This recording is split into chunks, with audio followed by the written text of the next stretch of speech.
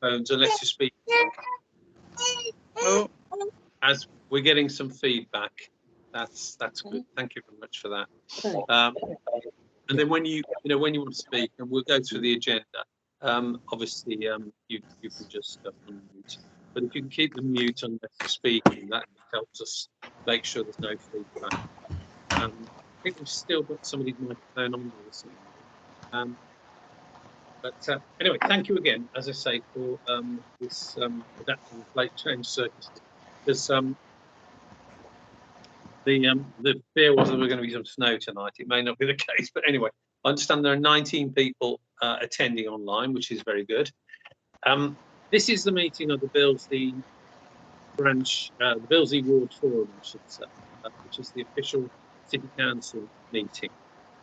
2 councillors form the quorum, so we are quorate, and we work to a ward plan, and basically this is our opportunity to consult with yourselves as ward residents and representatives on the ward plan.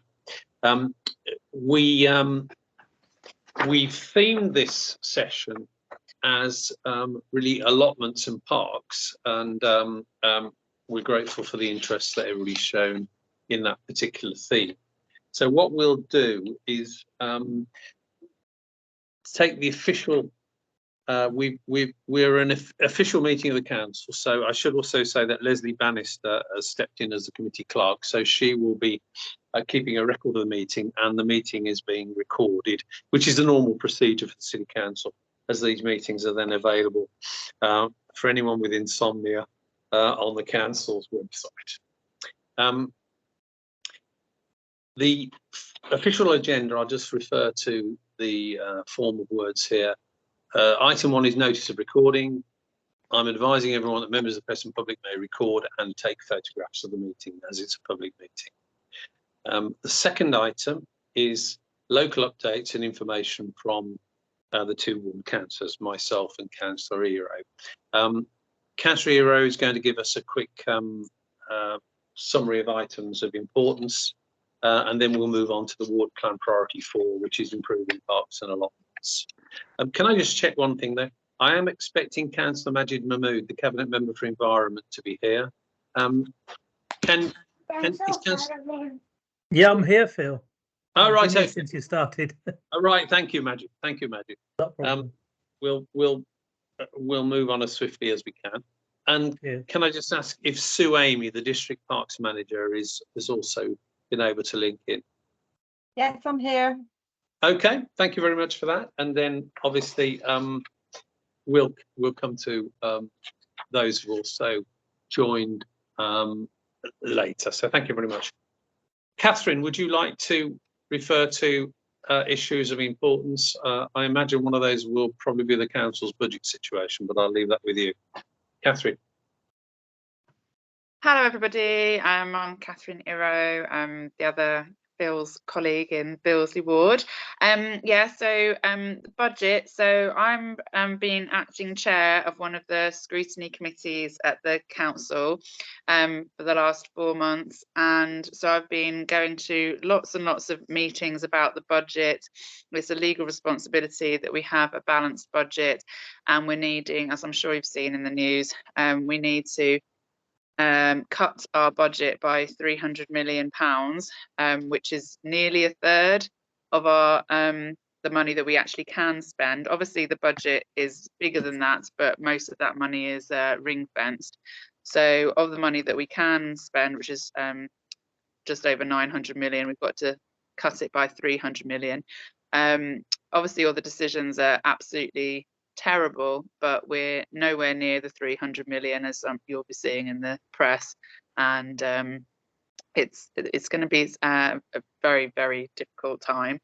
So the budget needs to be approved, agreed really in the next month, because by the end of February it gets formally agreed at full council meeting, and yeah, it's going to be really tough and horrible, but unfortunately there is there is no choice. We're nowhere near the 300 million that needs to be cut, and everything that has been cut is going to be even more than that, because otherwise we've got to keep selling assets and borrowing money, and obviously every penny that we borrow we have to pay back with interest, so it's which will just mean extra cuts in future years.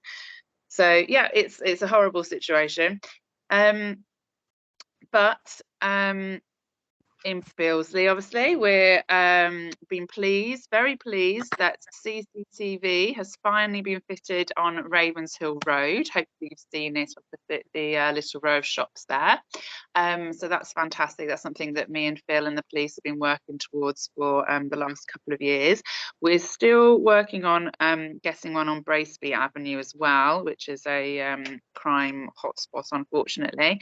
And yeah, the technicians visited the site in December, so hopefully it'll be going to consultation soon and we'll be able to get CCTV on Billesley, so fingers crossed, we're working hard for that.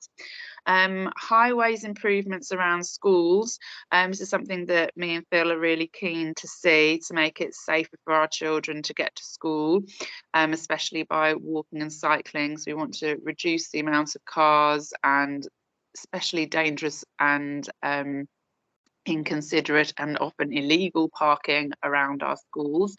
So we've been working closely with the schools and also our local highways engineer to come up, the head teachers, to come up with plans around the schools. So there's lots of plans afoot, plans are being drawn up, and we're hoping to use Brum Breathes funding for that, which is funding from the Clean Air Zone.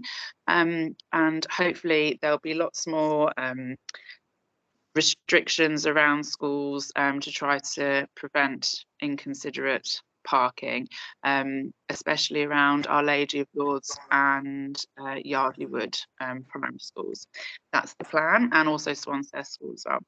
And then housing developments, there have been two applications in recent times of interesting. So the one, I'm sure you know, there's a disused piece of land at the top of Ravenshill Road, which always gets dumped on. It's terrible. There's recently been a housing application, planning application put in for that, to build 2 houses on that. So we're hopeful that that will be done, and we'll have more family homes, but also that will eliminate the dumping issue. And there's also a sort of semi-large development of about 30 properties planned for the old police station site. And although obviously we're sad to lose that building and obviously no longer have, but we haven't had the police station there for years, obviously it'd be great to have more family homes, affordable homes in the area. And there was something else I was going to say, but I didn't write it down, and therefore I've got it. Oh yes, about the Yardley Wood Road one. We were hoping, as part of the development, that the developers would pay for a crossing across Yardley Wood Road, but unfortunately that hasn't been agreed. So that's been a disappointment. Oh, the other thing I wanted to say was about the minor highways budget that me and Phil get to spend on the ward each year. It's only £20,000, but this year we decided to spend half on putting a barrier at the end of Slade Lane to stop dumping and fly tipping down there, and the other half around Swanshurst Park to stop people parking on the grass verges and pavements and everything. And those 2 projects are well in the pipeline, and we'll hopefully be seeing those spring, early summer. So those are my updates, unless Phil's got something else to ask. Happy to take questions. Thank you. Thank you very much, Catherine. That's very comprehensive. Any questions on any of those report back issues? Not seeing anybody indicating. Councillor Davies, I have my hand up. It's yes, Humera Sultan. Hello, hi everybody. I'm actually here as a resident and not as a BCC officer, both councillors, and I'm solo parenting this week, hence Issa's made an appearance as well. So you want to say hi to everybody? Yeah. So apologies. Thank you for those updates, really helpful, both Councillor Davies and Councillor Iroh. just in terms of the crossing on Yardley Wood Road, is there anything that we as community residents, I mean, a lot of us here are, you know, members of community groups, whether we could actually raise funding to be able to, well, in terms of supporting funding of a crossing, or is the issue around the implementation of that? It would be good to just get that clarified if possible, please. Well, if I may, I'll come back on that, Catherine, if that's all right. The issue is usually the formula in terms of the necessary risk, which I know sounds the wrong way around, because clearly we don't want anybody hurt, let alone killed, you know, in a road traffic accident. The assessment by the district engineers follows a particular formula, which I think is set down nationally. And if it doesn't meet the risk criteria, then it's not regarded as a priority. So that's how the council's funding is determined. Equally, any funding that might come in from a development would be allocated according to those priorities. So that's the issue. I'm not aware again. Yeah, regarding the funding, Humera, it costs about £26,000, I think. So I know you think, oh, it's just some paint on the road, but unbelievably, it's an enormous amount of money. So, I mean, if you could raise £26,000, then of course that would be brilliant, and we could, of course, go to the council and say, look, we want a crossing here. The main argument the planners gave was that it was only 30 properties, and therefore it wouldn't be massively increasing the number of people needing to cross the road to the park. And because all the houses were going to have their own gardens, there isn't an absolute need for them to use the park. Obviously, me and Phil disagree with their reasoning, but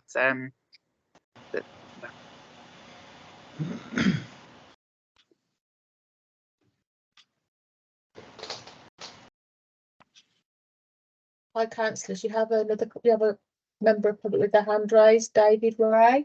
Okay. Yes. Yes, Good Mr. evening. Thank you, Mara, for the point. We keep it under review, obviously. Mr. Ray. Yes. By the way, could you say who you are? It'll probably help people who may not be able to see you. My name is David Ray. I'm a chair of the local TMO in Billesley on Hollybank Road, but I'm also here in regards to an email that was put out by the BDAC, that's the Birmingham Allotments Society, saying that there is possibly some discussion on funding and things like that for the allotments on Wheelers Lane, and I haven't seen that mentioned anywhere at the moment. We're coming to that item next, Mr. Ray. So you may Oh, want that's to come lovely. back to that then, if that's all right. That's fine, thank you. Now, again, Leslie, can you help me in terms of anybody else who's got their hand up, because my screen is. Yeah. There's Andy and Liz got their hand up. They've got a question. And then there's a question in the chat as well. Would you like the question out of the chat? The question in the chat is, what about the problem on Swanshurst Park Pond? Does that mean anything to you? Yes, yeah, definitely. We'll talk. We've got the parks manager here, so we'll talk about everything to do with parks. And once we've heard from the parks manager Sue, and also the cabinet member for the environment, Councillor Majid Mahmood. Yeah. So what was the other person's query? Who was that? Leslie? Hi. Hello. Sorry, it's Andy and Liz. If you'd like to ask their question now, please. Yeah. Hi. I'm Liz Sewell, Friends of Billesley Common. But what I wanted to ask Catherine was, a couple of meetings ago, you said that you thought Warstock Lane was going to be you know, all the potholes. I just wondered what had happened about that. Yeah, Andy and Liz, I'm on this constantly. Warstock Lane, what's going on? It's all got all clogged up in the budget finance issue. Anything above a certain amount needs to be signed off by the chief finance officer, and unless it's classed as essential spending, then it can't be processed, etc., etc.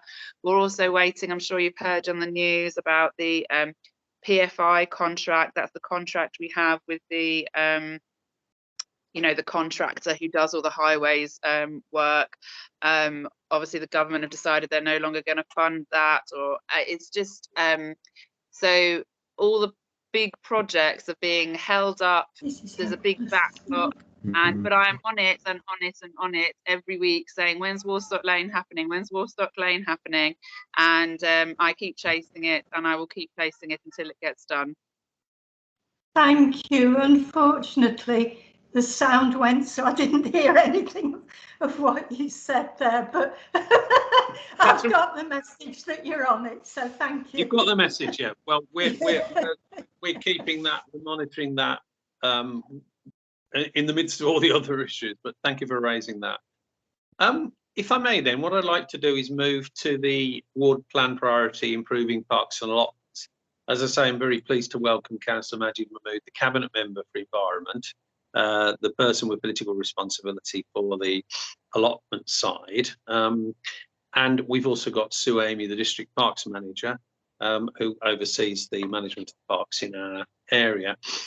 Again, thank you everyone from Friends of Parks groups and the Birmingham and District Allotment Confederation and local allotment representatives. I should say there's no one here from Greener Leagues officially, but my wife and I have an allotment there, so we represent them hopefully. Again, can you mute your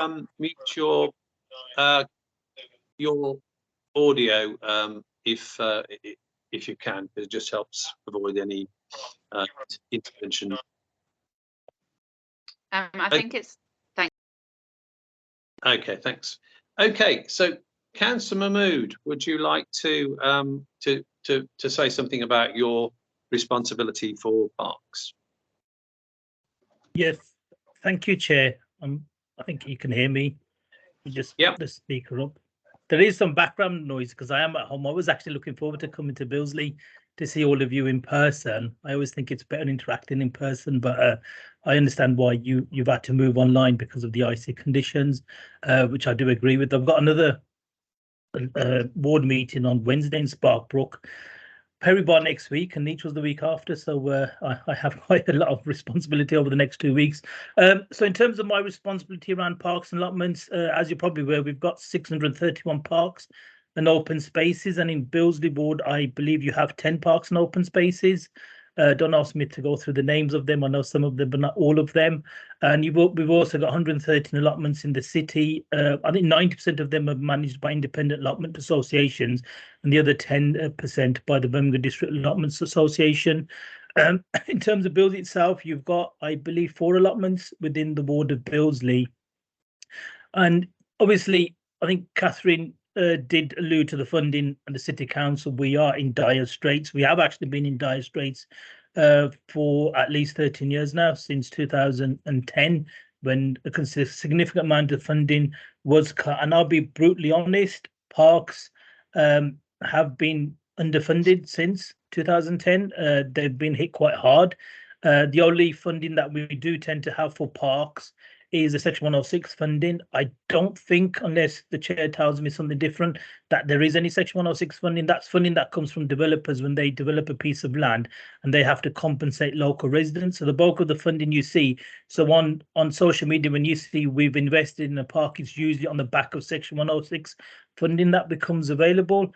We do have a small pot for repairs and maintenance, but it's not a huge amount. The last time I checked, it was less than £100,000. Sue will probably have more details around that. But when you take into context there's 681 parks, then it is quite difficult to fund even the emergency repairs. So what we tend to do is just fund those which are emergency, i.e.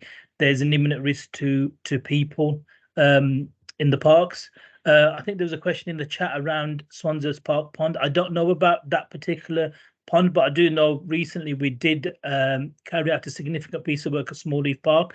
So the history with ponds in the city is that they run on a 25-year cycle. So after every 25 years, they are desilted when they take out all the water and just basically have a brand new pond in there. But over time, fly tipping, that usually is a problem that happens across the city and including ponds. And we do have deep cleanse, and that's what we've done in Smallheath Park. But I'm more than happy to have a site visit with Phil and Catherine, if they wish to do so, to Swanshurst Park to have a look at that pond to see what kind of condition it actually is in, to see if we can do something with that. We have got we do fund all of you, because I recognise some of your names and faces here. I know you're part of friends groups.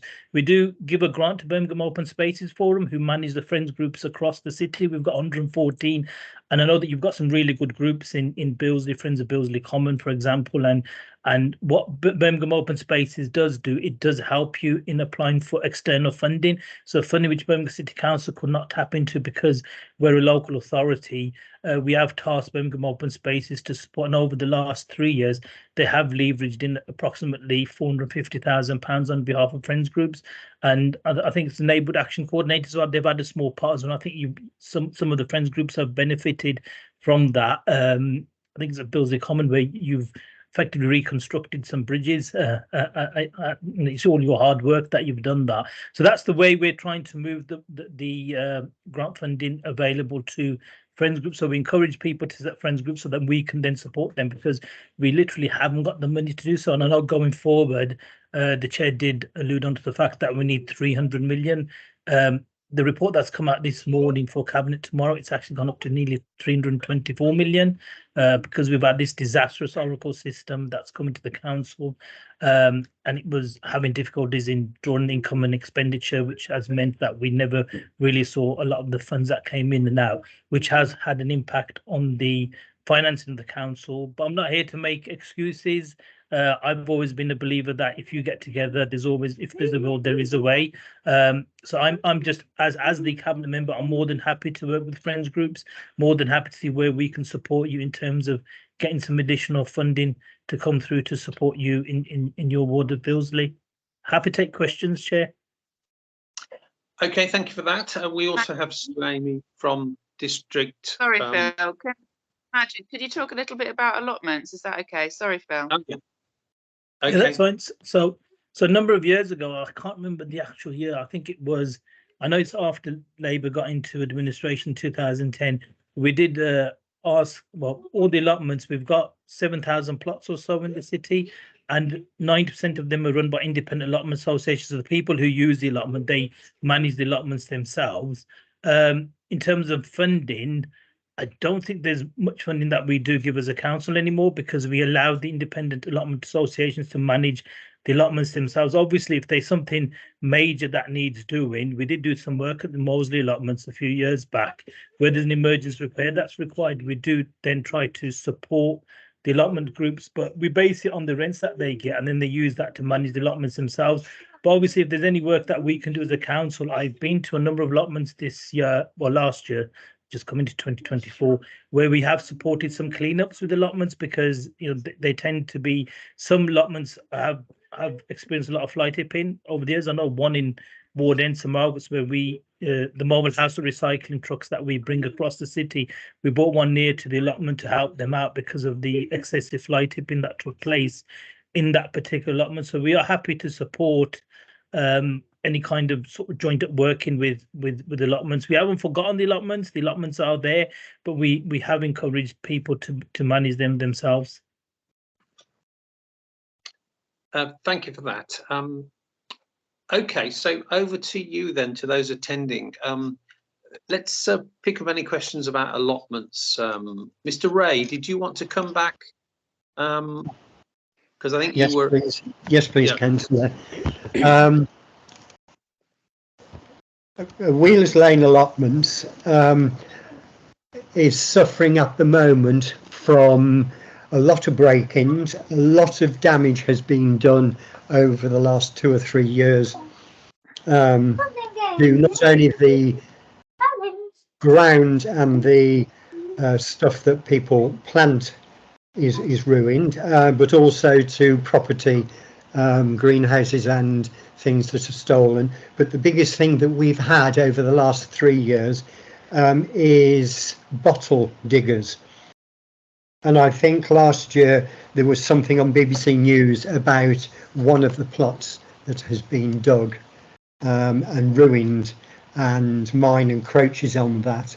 And in the last 3 months, we've probably had 3 visits in the middle of the night with bottle diggers, and they just dig a 6 foot by 10 foot hole and ruin all the work that plot holders do, and they can't do it. It then takes a lot of effort to put the soil back into the ground, but at that stage the plot is no longer workable.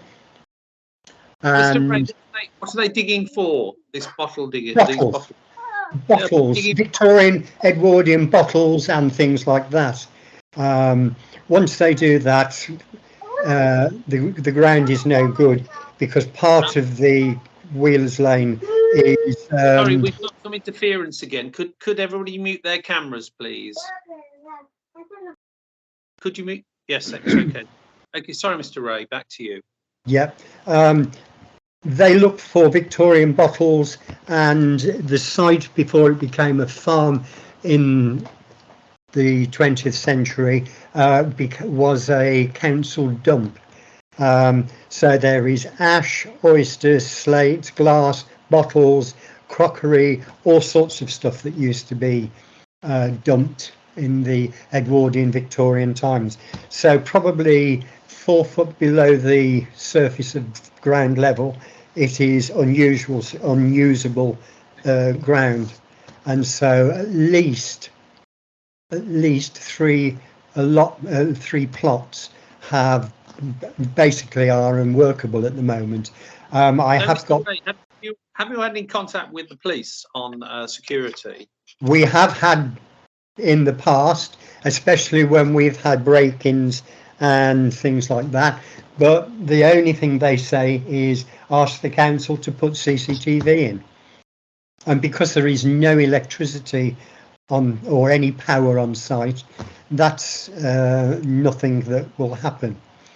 And I think we usually report it to the Allotment Association in Kingsley.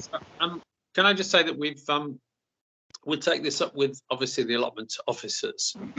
Yeah. Can I just say that we do liaise regularly with the local police, obviously the police team in Billesley, yeah. And we can ask them about their understanding of this particular problem. Okay. But it is quite a bad thing. And the other thing with the Wheelers Lane allotments is there is a lot of flooding in parts of the thing, and we had back in 2021 we had one of the local councillors that asked the Parks Department to come and do something. We had meetings with them, and in the end we're not a priority. So yes, you'll keep taking £100 off each plot holder every year, but you're not prepared to do anything about helping to alleviate. Well, I understand that as an allotment holder myself, I understand that money goes to the Allotment Association, but I understand, and we would love to do more. It may be that there is work we can do with other agencies like Severn Trent on those issues, which are becoming, as you know, more prominent because of global warming. Let me just see if there's anybody else on the allotment side. I have Helen Taylor indicating. From Friends of Billesley Common, I think. Nothing to do with the allotment. It's a separate issue. Okay. Can Kate I just? Snell. Kate Snell is also. Hands up. Hester Blewett has a hand up, Councillor. Okay. Right, it's David Reed that put my hand up. I'm chair of the BDAC. Hester and I took over as chair and secretary in May, June of this year when the previous secretary and chairperson resigned. It's encouraging to hear Councillor Mahmood saying that he's prepared to work with outside bodies to do what we can to alleviate the problems that Birmingham City Council have. We're in the situation at the moment where we've spent 18 months with an intensive study of the management agreement that currently exists between Birmingham City Council and the allotment associations and Birmingham City Council and the BDAC. And the net result of that investigation is that the current system is untenable. It's just unsustainable, which is why no one's been prepared to sign the new agreement to run from 2019 to 2024. What we have is the situation where, as the councillor says, the associations manage the allotments, but part of the problem is that they have to manage them within rules laid down by the City Council. And when we go to external sources for funding, there is little or no assistance from the council. As an example, we here manage 5 sites within Ward End. We were on the verge of getting a £75,000 grant from HS2, which fell through because Birmingham City Council would not even give a letter saying we were going to be on those sites for the next 2 years. So because we couldn't get guaranteed tenancy for 2 years, the £75,000 loan offer or grant offer was withdrawn. There are various things within the way, not just Birmingham City Council, but lots of, probably all local authorities have to manage their finances. We're looking at it and we are intending to come back to Councillor Mahmood by the end of February with a proposal that when the agreement with the BDAC is renewed, hopefully from the end of March this year, it will be a new agreement. The BDAC will become an incorporated body and we will manage all of the sites, not little associations relying on handouts from wherever they can get them. We are convinced we can manage those sites because we're involved with allotments. We know the problems, we know what needs doing, we can get people on board to help do it, but a lot of the time at the moment it's, well, the council should be doing that. Well, if we can say, well, the council shouldn't be doing that because it's nothing to do with the council, it's to do with yourself, self-help. Let me, if I may, Mr. We can get a lot further. Mr. Reid, that's very helpful to give us a look at the big picture issues. Can I just bring Councillor Mahmood back in then? He may want to comment on some of those issues. Councillor Mahmood. Do I mute again? Yes, if you can. If everybody mutes when they're not talking. Councillor Mahmood. Yeah, thank you, Chair.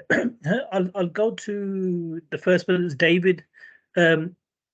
We've got an agreement with Severn Trent where they do support us on issues affecting City Council land. So I'm more than happy working with Phil and Catherine to send an email through to Severn Trent. I managed to persuade them to carry out some urgent repairs at Bourneville Park just 2 weeks ago after writing to the Chief Exec. So I'm happy to do that also for the Wheelers Lane allotment. In terms of CCTV, that's something we could potentially look at. I know you've said you've got no power, but there's some new solar panel CCTV available, but it'll come down to the funding aspect of that. In terms of the Hester, the management agreement, I've actually flagged this with the former director for street scene that I wasn't happy with the management agreement because I remember the application to HS2 and I wasn't happy at all that we missed out on that £75,000. That would have gone a long way in improving a number of those sites in Ward End. So I'm happy to have a conversation with yourself and other exec members of the Birmingham District Allotments Committee to see which is the best way forward. The good news is we have got a new director for street scene appointed. He's been in the job now 16 working days. So I'm due to have a conversation with him around allotments anyway, and I'll flag that up to him. And then I'm more than happy to sit with yourselves and with the new director for street scene, Andy Vaughan, because the last thing we want to do is lose out on any external funding that we can't tap into given the financial situation of the City Council. Okay, Chair.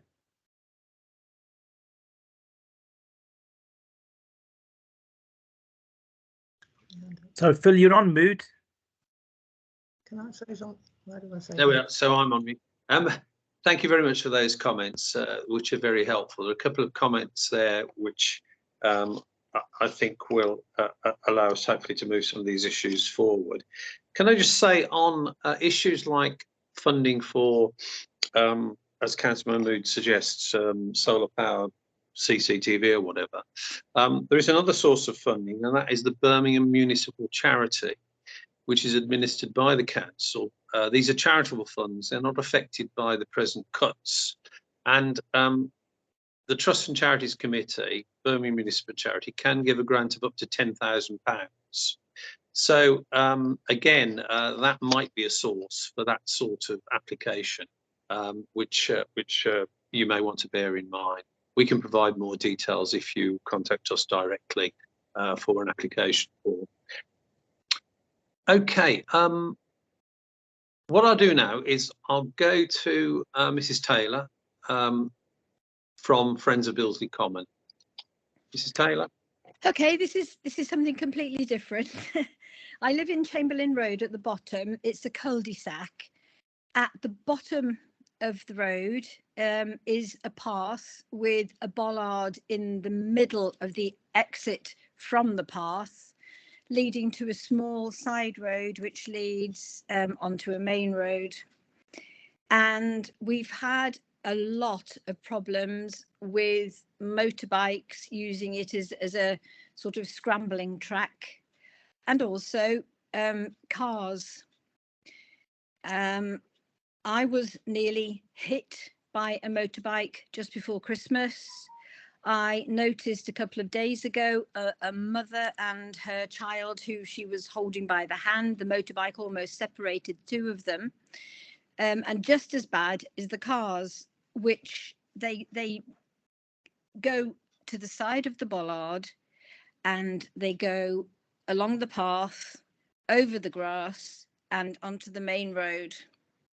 It's horribly, horribly dangerous. We've got schools all around Chamberlain Road. Somebody is going to be badly injured or killed. We've already been to one of Councillor Iroh's surgeries. She suggested talking to everybody in the road, which we did do. We had a petition, we had signatures from everybody in the road because everybody's very concerned about it, except for the block of flats and a couple of abandoned houses.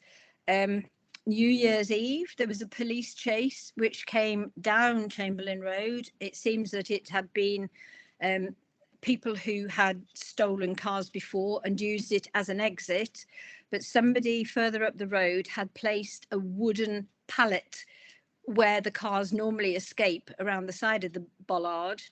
It stopped them. They jumped out of the car and they were caught by the police. Since then, somebody's removed the pallet.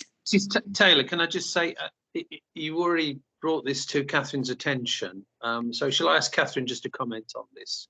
Can I just add, please, that Catherine has already spoken to Sue Amey, who did suggest a mobility kissing gate, but Catherine will explain more about it. We have spoken to her. Catherine? Yes, and we have Sue Amey on the call, who I know she was really keen to talk to all residents on the in the ward forum meeting about issues with bikes and what parts could benefit from this. I mean, I have in the last couple of days actually received an email following Helen Taylor's petition that we submitted to full council in November, saying that a barrier gate at Chamberlain Road an agreement has been reached that a suitable barrier can be installed.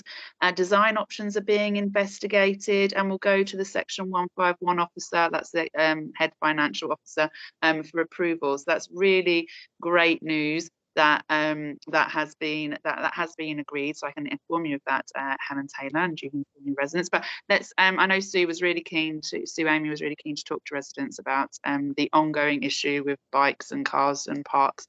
So can I hand over to Sue? Is that all right, Chair?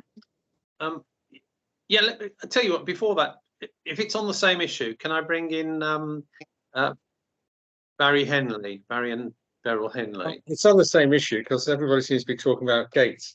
Chimbrook Recreation Ground, the car park there, major drug dealing den, we clear away dozens and dozens of giant nitrous oxide cylinders from there. The police, the neighbourhood police have said the only solution will be gating the car park. So there's another gate for you to think about. Okay, thank you very much for that. Let me bring in Sue Amey then, because she will have an overview on this. Sue Amey, the district manager. Sue? Hello. Hello, you're right. So I'm Sue Amey. I cover 4 district areas actually. So if you could, if just to give a little bit of perspective, that means I've got 260 parks at the moment that I am providing management for, and quite a lot of them are experiencing similar problems. But for Chamberlain Road, if I could just sort of set the scene. So we have tried different types of entrance barriers to try and combat scrambler bikes. And for me, there are options that I can try, but we have learned that some of them actually make it very difficult for legitimate users to get through. So I was really hoping to get a sense of the user groups who use that access, because I understand it is a cut through to the local shops on Hollybank Road. And this would help me make a decision really about the best design options to go for.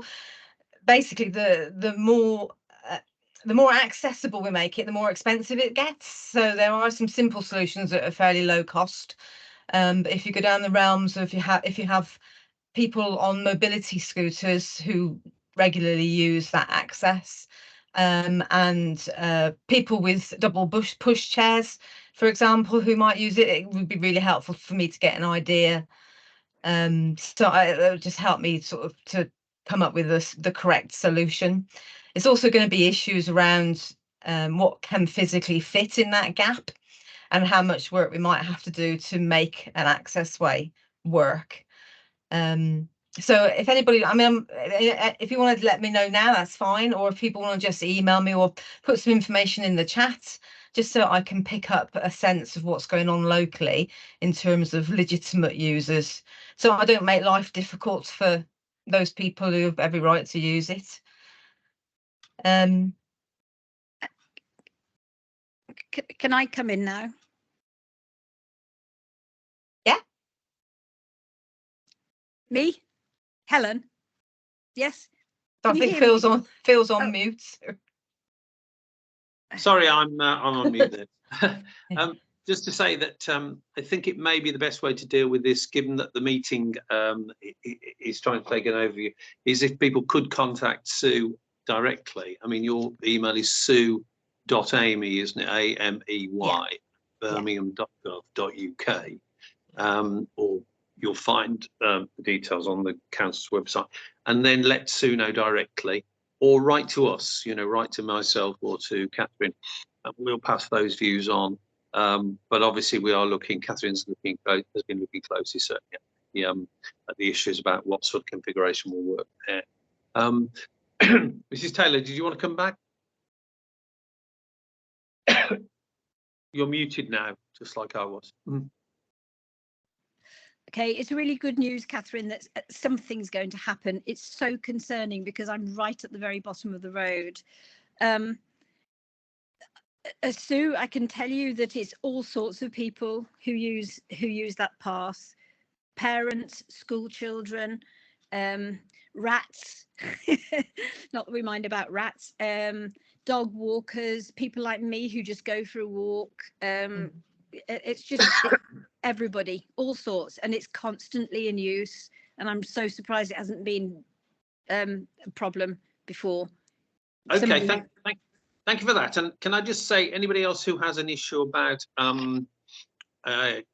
gateways access into the parks and the need to protect them, again, do let us know and we'll pass that on. We're aware, of course, of a number of those issues.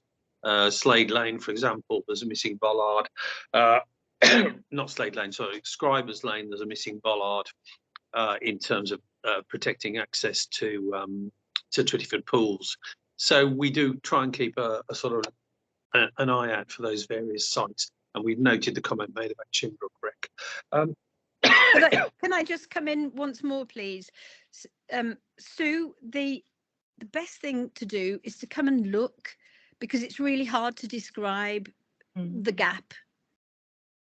Yeah, And I'm happy.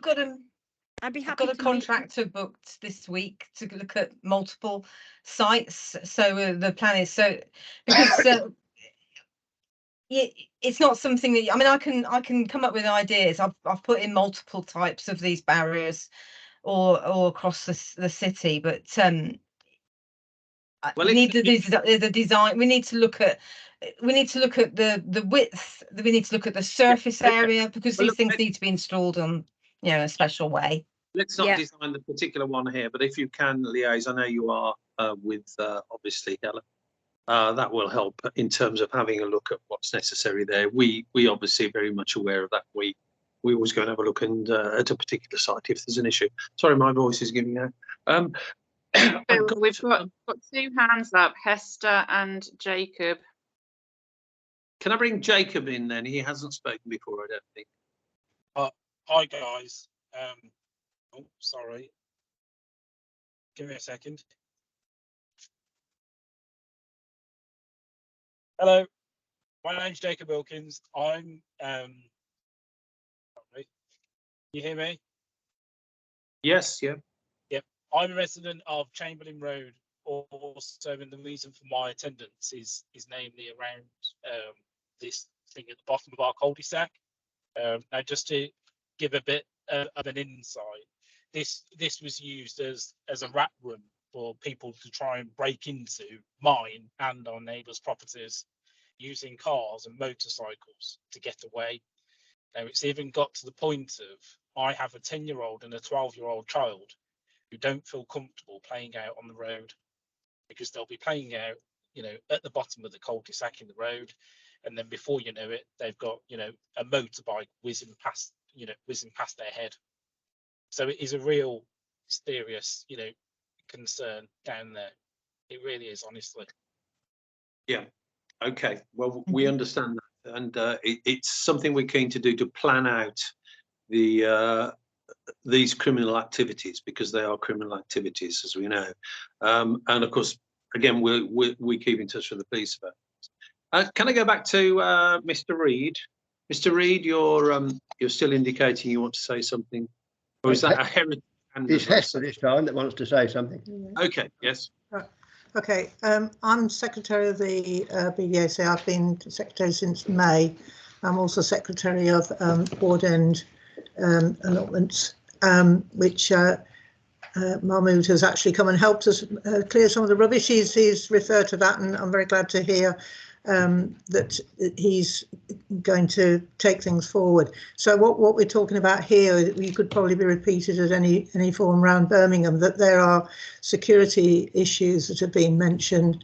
The Wheelers Lane digging up of bottles, that's new to me. I didn't know about that, but there are lots of security issues, because obviously allotments are like parks. They're quite big areas. The fencing around allotments is at best it discourages youngsters who don't want to tangle with sharp tops on the fencing. There are some sites that don't have panels at all in certain places, so they're very vulnerable, and clearly when people have put a lot of effort, money, their own time, their own money into growing plants for healthy living, the last thing they want is somebody to come and dig up. And we don't have a bottle problem, but we certainly have security problems.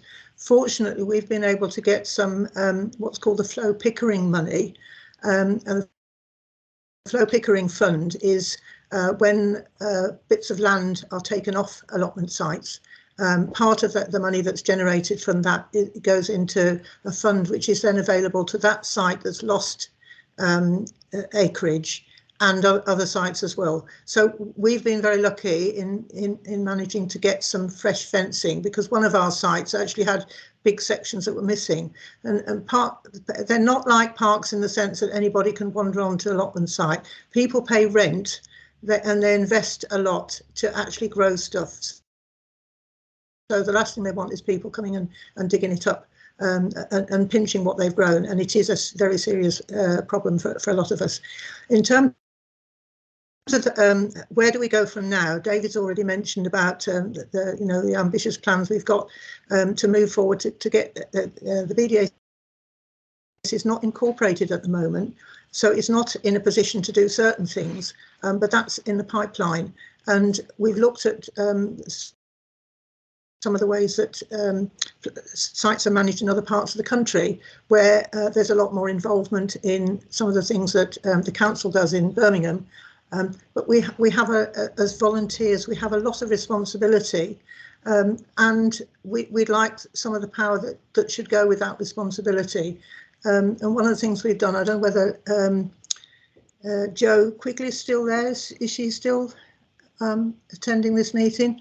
Jo and Cormac attended some first aid training, which we organised. This is a BDAC organised some training, because we think that if you're a volunteer and you're not trained to do managing, you're really running from the seat of your pants to try and do it.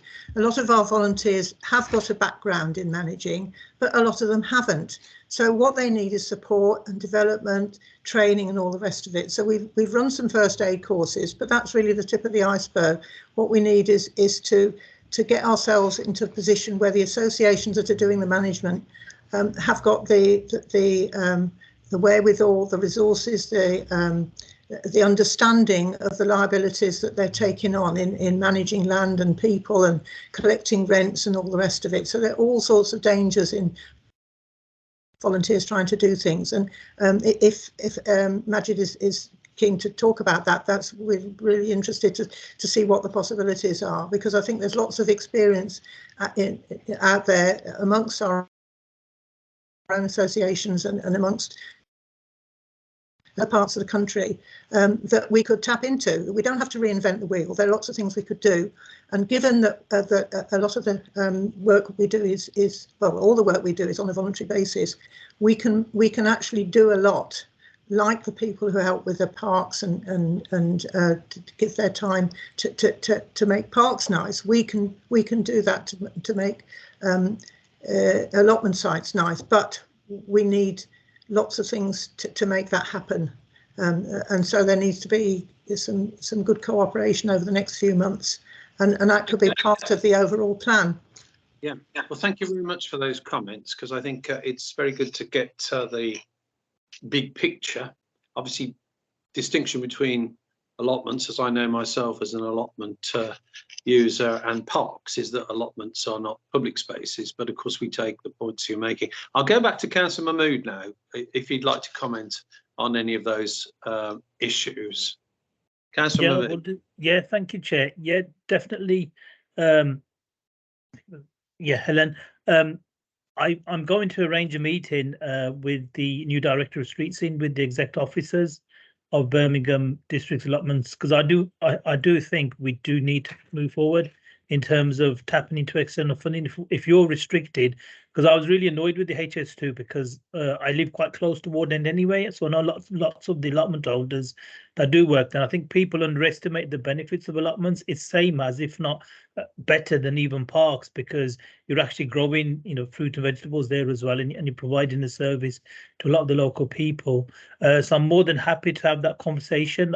We'll be sending off, once this ward forum is finished, I will be sending an email off to Andy Vaughan, who's a new Director of Street Scene, to start the ball rolling in having that conversation with yourselves going forward. The Flow Pickering Fund, there are some sites, disused sites across the city, which are being looked at by Birmingham City Council. There will be some supplement made to that fund as well going forward, so that there may be some internal funding that allotment holders will be able to tap into. And in terms of external funding, also I forgot to mention, Phil, earlier on, that there's a new community environment fund launched by the West Midlands Combined Authority through the Heart of England Foundation, and that's for green spaces, to improve green spaces. And I think that's something that whether you're friends of the park groups or whether you're part of an allotments, I think you can tap into that funding as well. Again, we're more than happy to support from our end. Thank you, Phil. Thank you very much for that. I've got Angie on here as well. I think your hand's up there, Angie. Glenn, did you want to say something? Hi, yes, this is Angela Glenn, Friends of Tritterford Park. We have got our chair on here as well, and also our secretary Barry. The thing that I wanted to bring up was Tritterford Footpath. I just don't know if Sue Amey is aware of the state that it's in, especially on the one side, on the same side as going towards Scribers Lane. The issue is it's obviously a trip hazard, uneven for wheelchair access. One of our volunteer members down there a few weeks back, Jane, she had to help somebody literally push the wheelchair up on a trip, on a bit of the broken path. So that's a concern when like wheelchair users are on their own. And basically the one side of the Tritterford, not the far side of the pond, but the one side where we've got the green grass and the trees and that is becoming very narrow walk path. It's not wide enough for when people are bumping into each other on the way through the park, especially with dog users, and then there's people that don't like dogs, and the path is so like I said, narrow. It needs a bit of a widening. But anyway, I know you obviously funding and everything, and we have repaired a bit of Slade Lane, the Millstream path a bit ourselves, but the constant flooding that we're getting down there, which is obviously understandable as a floodplain, but it just the path is not accessible at times because of the not just how it floods, because when the flood waters goes down, it's the way the path has been brought up and washed downstream. So yeah, I was just wondering if Sue Amey's got any updates on things regarding that. Yeah, so that's that one. Please. Sue, that's question to you then. Yeah. So there's two distinct sections. So I did have the Scribers Lane footpath repaired last year, and I'm aware that the Friends have done some remedial work to it as well, which is fab. But unfortunately, in more recent floods, it has scoured out, especially at the Slade Lane end, quite badly. So that's another one on my list to go and have a look at with a contractor to get a repair priced. But to be honest with you, with these sorts of paths, with surface water runoff and the increased levels that we're getting in our watercourses, is just becoming an increasing problem. Where you've got natural paths, the natural shale paths like what we've got down there, they are more vulnerable to flood damage. So what we do is we look at where it's occurring, and then we try and come up with an alternative solution. So elsewhere, it might be doing some sort of bound surface rather than just doing more of the same. So we'll look at the different options, and then we'll get it priced. Okay. And then basically, sorry, can I just say Barry had an option maybe that the Friends could do it themselves with obviously filling it in with what's there, the rocks and the stones that has been washed away, because some of it we can retrieve it back ourselves, but also maybe if funded by obviously we'd have to talk as a group together, but maybe is it quick cement? Are we able to do that ourselves? I think you need to have a technical discussion with Sue outside the meeting, but obviously it's an interesting point. Okay, and yeah, just I know I'm sorry, I'm going to go just quickly, but Chingbrook footpath, it's the lap around the pond, right? Now the far side has been resurfaced back in 2016, but it's the other side, which it's quite dangerous regarding, like I said, wheelchair users. It needs to be sort of spaced out a bit more so people have got more space to walk past each other. Also, there's a drop down the embankment where we've got mud and we've got trees that are leaning over the pond. that sort of needs a bit of a re-rendering. But yeah, I'm just flagging them up, so that's all. All right. No, that's fine. I mean, I like I said, currently I've got over 250 parks. Yeah, I get it. So that's just me trying to cover that lot. So what we do is whenever anything comes to light, or we also keep track, we're constantly monitoring our sites and looking at infrastructure repairs, parks development improvements, things that address failings. And so we have a district-wide action plans that we review and update. Do you know of any funding, like where we can get funding for the path ourselves? The part one on about the pond. We're quite willing. Barry's quite good at doing bids for.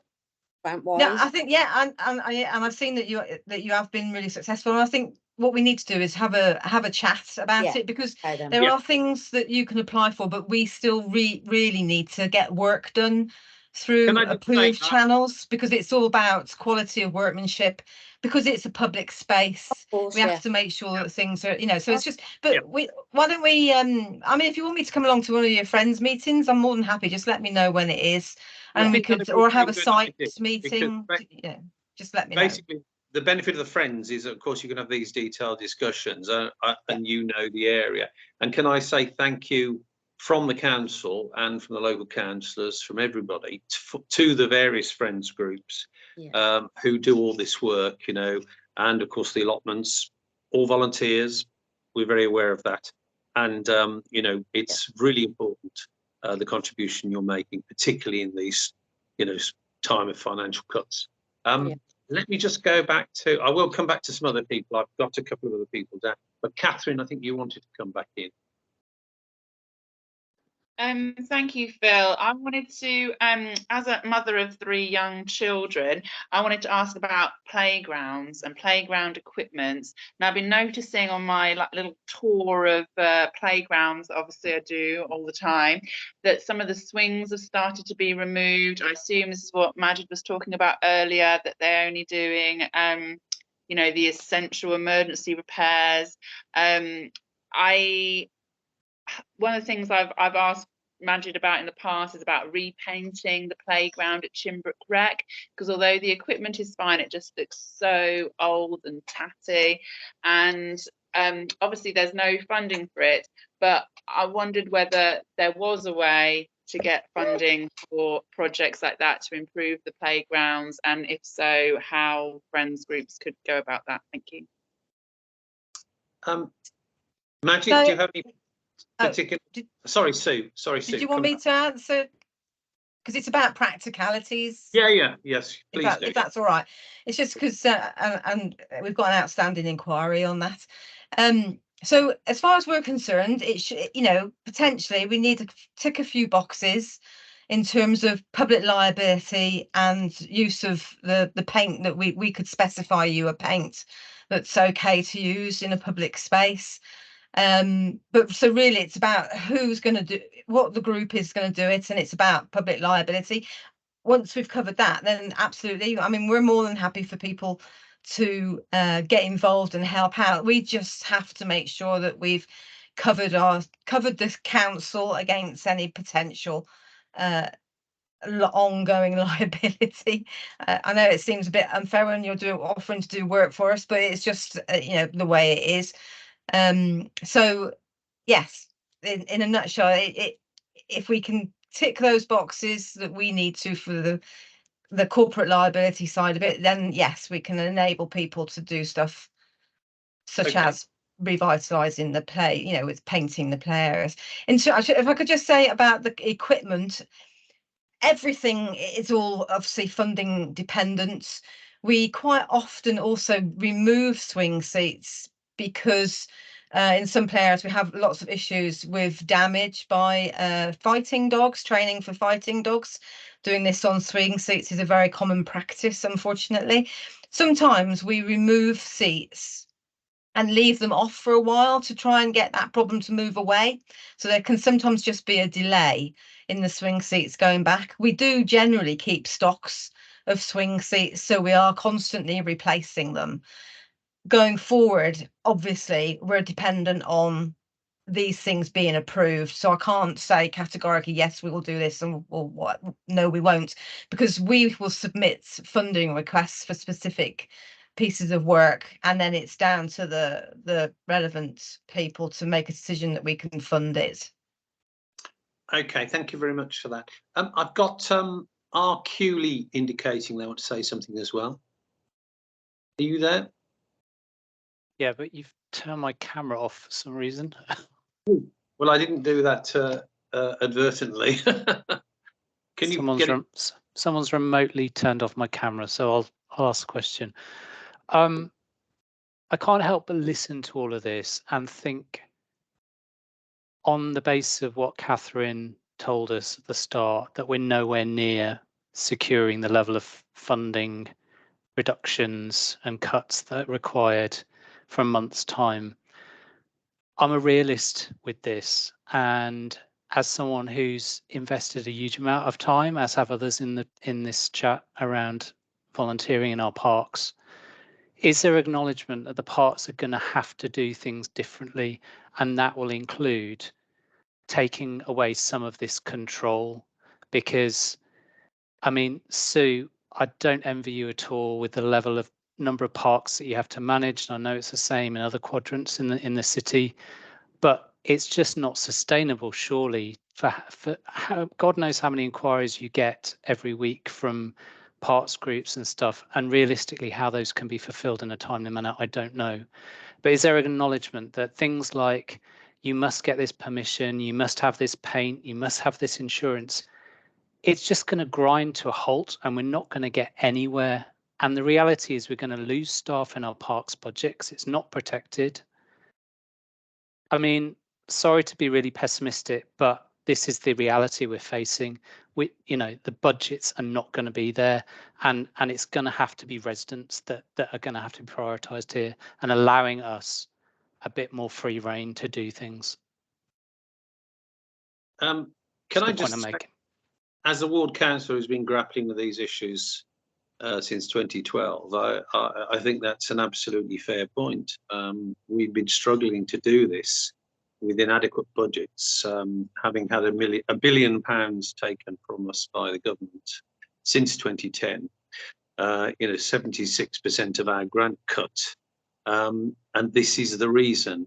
We don't have adequate budgets, and so I always want to be upfront, as I'm sure Councillor Mahmood does as well, with people about the difficulties we face. It's no good pretending that we have adequate budgets. We don't, and it's going to get worse because of the next round of cuts which are being imposed on us. So that's the harsh reality, and the logic of that is that we need, unless times change, but it's always good to get partnership working going anyway. We need to find new ways of doing things. So, Councillor Mahmood, do you want to comment on that? Yeah, no, I wholeheartedly agree with the comments made by the resident. We do need to look at things differently.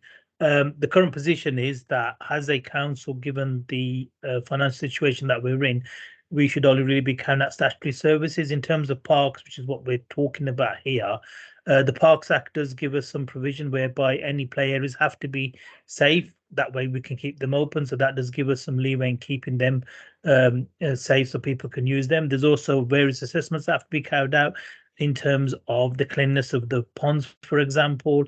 Tree assessments have to be carried out on an annual basis, and the park has to be deemed safe for us to keep open. And we have got a considerable amount of parks in the city, 631. A lot of the larger parks do provide income themselves, so they are self-sustainable. For example, Canley Park, Sutton Park, they do leverage in considerable amount of income so they can sustain themselves. There's lots of parks. I mean, I'll put my hand up where I represent and I live, Romford and Hargill. We're quite blessed with a significant amount of Section 106 funding, so that keeps our parks sustained, and we're able to get new equipment into the parks and get new fences, etc. there. But then there are a lot of parks, for example, the ones in Billesley, there's 10. There's no Section 106 funding, and there's not much income that's drawn into parks. We are looking at a variety of ways of trying to draw in incomes going forward. But I do agree we do need to look differently how we bring in external funding. The allotments is a prime example where if we did things differently, we could leverage in more external funding So that's something that does need to be looked at, and it's something that I've already taken on board with officers, because I want us to be in a position where we can leverage in the maximum amount of funding. Years ago, I chaired the Partnership Contract Performance and Third Sector Overview and Scrutiny Committee. In there, I had a conversation with National Lottery where they said there wasn't enough funding applications coming from within Birmingham. And I think it's the same again in the sense that, you know, we have got a significant size and number of groups across the city. If you add the allotments groups, if you add the Friends of Parks groups, if you add the Litter Picking Parks group, if everyone was tapping into the funding that was available, we would be able to bring in that funding. Yeah, but all these little things, like, I mean, I had a conversation with Friends of Smallheath Park. They brought in some funding to repaint the fences across the park before I was in the role, and the council said no to them because they went through various hoops that they had to go through, i.e. type of paint, who could carry out the work, when they can carry it. In the end, they actually sent the money back. I mean, how embarrassing is that for us as a city, where Friends Group volunteers have brought in funding to do some, carry out some improvements to the parks? And you know, I know time is of the essence, but I'll just be quick. Before we found out about the budget situation in Birmingham, I was having meetings with officers trying to bring in a significant amount of capital funding into our parks, because they've been hit hard with austerity. And one of the items I was looking at, because Catherine asked me on a number of occasions about repainting Chinbrook, and that's one of the things I was looking at. But I'm going to have a look at some of the companies, large companies in the city now, who have got social responsibility, to see if they can tap in and bring in some people. I've had a conversation declaring my brother works for Sky, and they're quite interested in doing some work in some of our parks as well as part of their social responsibility. So I'm looking at other organisations to do that as well. Thank you, Chair. Majid, sorry, what's the likelihood we will lose parks? We'll have parks shut down and fenced off. Is that likely to happen? Is that a reality we're possibly facing? No, at this current moment in time, I've not had any conversations about shutting parks down in the city. We have got 631. It is a challenge, but at this moment in time, there has been no conversation whatsoever about shutting parks. Okay, thank you. And needless to say, we're totally opposed to that as Billesley councillors, and we'll be fighting that all the way. You know, we're very conscious of the threat. But thank you very much for raising that, and thank you to Councillor Mahmood for his response. Time's pressing. It's 7:20. We've got one other item.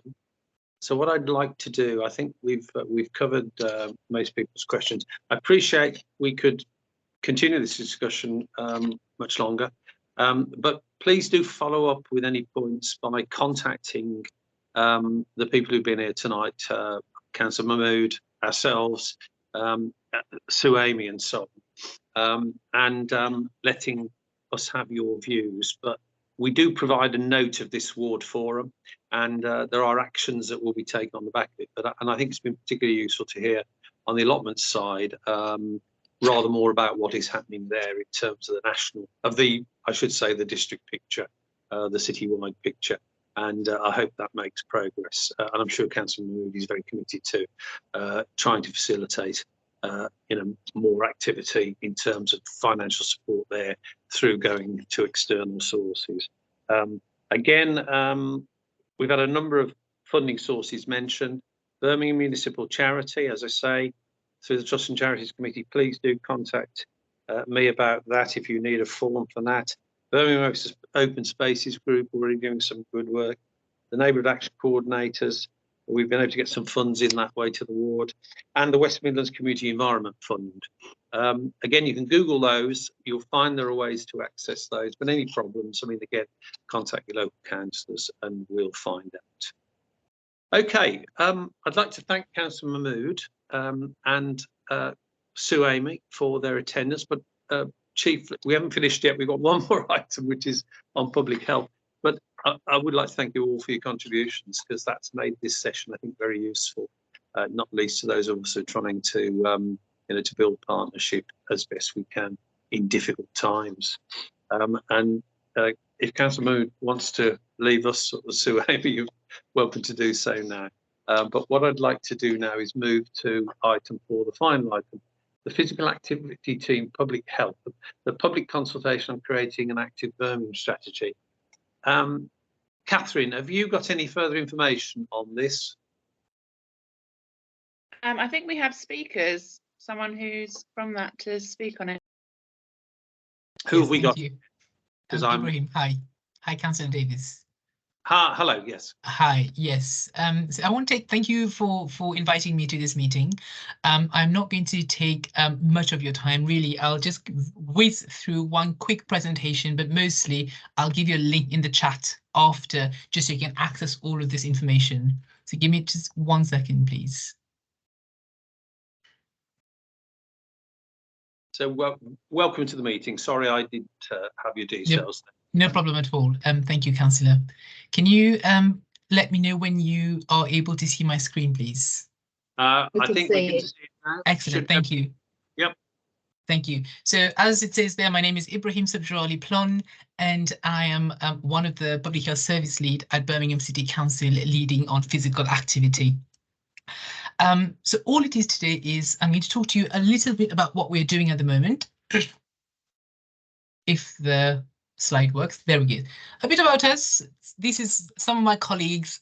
We've been out in the city, all about the city, for the past 7 weeks now, since the 20th of November, consulting with residents about our physical activity strategy, which is the Creating an Active Birmingham strategy.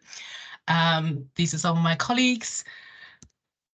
So unfortunately, as a city, we are not very active. When I say active, I don't mean exercising or running. All I mean is moving, walking, using parks more, using green spaces more, using bus instead of driving, that sort of thing. I think very often when we talk about physical activity, we automatically think about exercising, which indeed is, of course, physical activity, but it's beyond that. But as a city, we're not meeting the minimum requirement that we need to stay healthy. In terms of adults, only 55 of us are physically active. That is at least 30 minutes of activity per day. As children, only 42 are active as they should be.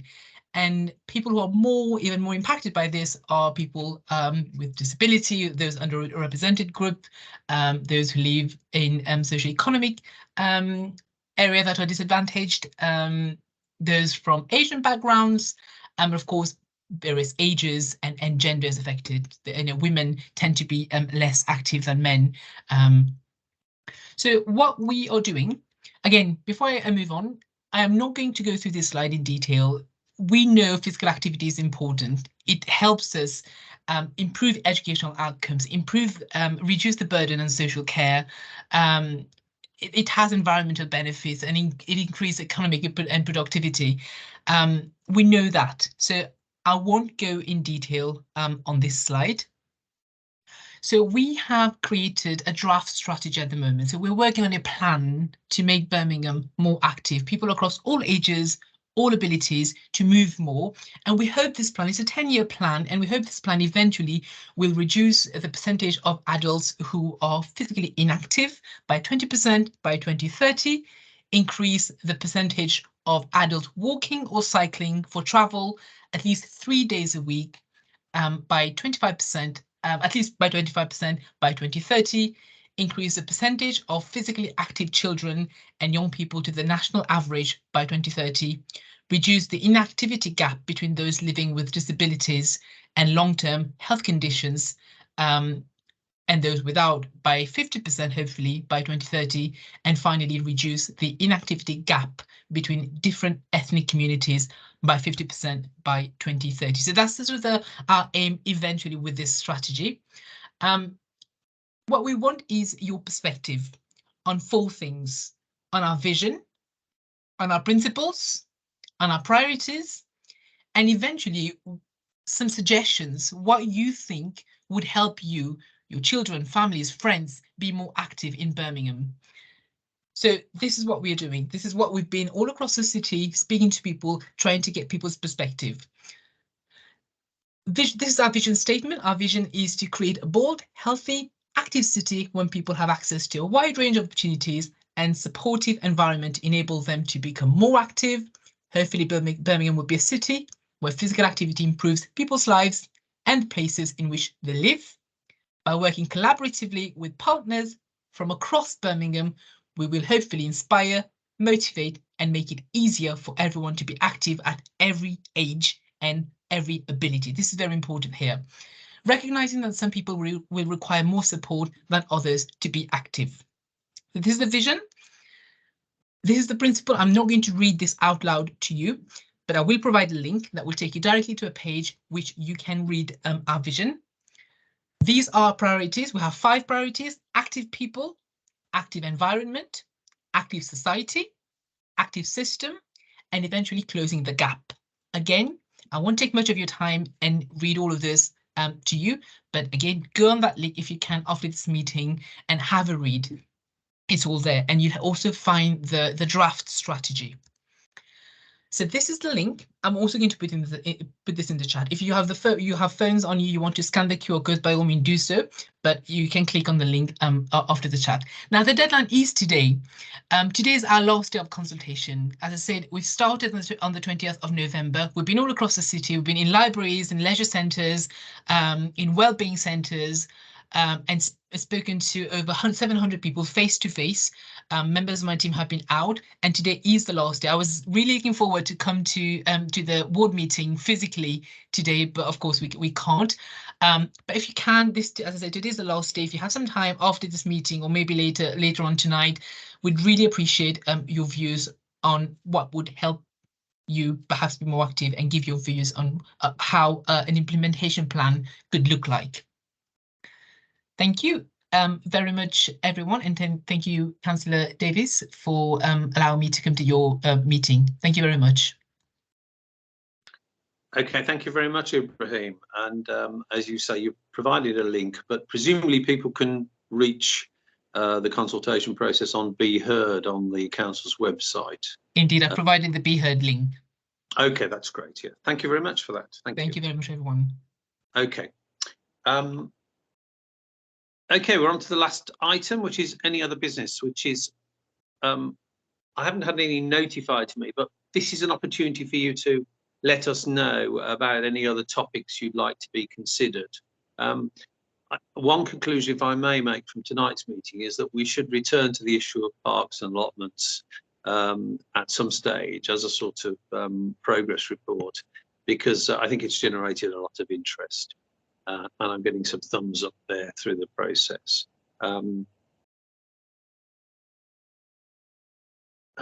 Question from Harriet, Hilary McCabe. Could you ask your question? Oh, hi, Phil. Sorry, it's not actually a question. I'm just going to take an opportunity to unashamedly advertise the upcoming Teresa Stewart Memorial Lecture, because it's going to be given by Councillor Sharon Thompson, Deputy Leader of the Council, and she's going to be speaking about topics which are probably close to everybody's hearts after the discussion this evening. The title of her lecture is Going for Broke: How the Tories Are Destroying Local Government, and It Is Not Just About the Money. So hopefully that would be a topic that's of interest to people who are online this evening. We have issued invitations to it. It's on Wednesday, the 7th of February at Kings Heath Cricket Club. If anybody hasn't had an invitation, maybe I can work with Rosie to try and make sure that people within the ward get invitations to that. Okay, so, thank you. Thank you for letting me mention it. Okay, thank you, Hilary. Any other events anyone would like to advertise? Obviously, we're very pleased there is a Teresa Stewart lecture, because of course Teresa was the councillor for Billesley for so many years, and is still very well remembered by many people in the ward. Okay, I've got Hester Blewett on there. Hester, did you want to say something further? No, it's David. Oh, okay. Okay. Is it? Yeah. It just one quick comment. There's been a lot of comment tonight about crime and crime prevention and external funding. I haven't heard it mentioned, but the Office of the Police and Crime Commissioner have just released another chunk of money where they'll give up to £5,000 for things to prevent or encourage non-crime activities. So I think that's open till the end of January. Okay, I think it's 170,000 or something is the total pot. but it's up to 5,000. Just to let other people know if we haven't mentioned that already. Okay, thank you very much for that, and you'll find no doubt contact details on the Police and Crime Commissioner website, but thank you for that. We're almost at time, almost at 7:30, so I think what we'll do is now wind up. So I'd very much like to thank again Councillor Majid Mahmood and Sue Amey for attending tonight, and of course Ibrahim for his presentation. Thank you very much. Most of all, thank you to everyone else, because as I say, you as volunteers have given your time and attended this evening and helped us make this ward forum, I think, a success. As I say, we do record the conversation so that we've got notes of potential action points, and we will be following these up as your local councillors. But thank you very much for all your contributions, and on that note, I wish you a pleasant evening for the rest of the night. Thank you. Bye.